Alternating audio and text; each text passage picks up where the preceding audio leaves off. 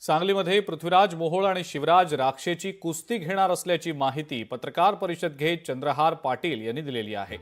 निर्विवाद कुस्ती स्पर्धा कशी होते हे सर्वांना दाखवणार असून दोघांचा सन्मान करून प्रत्येकी 25 लाख रुपयांचं बक्षीस सुद्धा देणार असल्याचं चंद्रहार पाटलांनी सांगितलंय।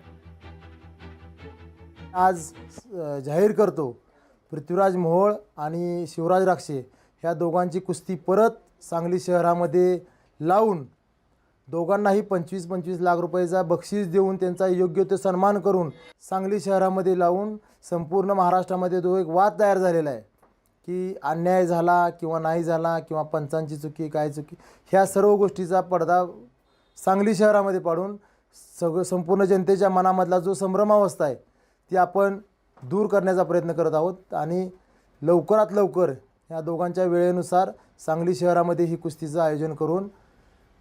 संपूर्ण महाराष्ट्रातल्या कुस्ती शौकीनांचा जी संभ्रमावस्था तयार झालेली आहे ती दूर करण्याचा प्रयत्न करू। लोकशाही मराठी ऐका, पहा, जागरूक रहा।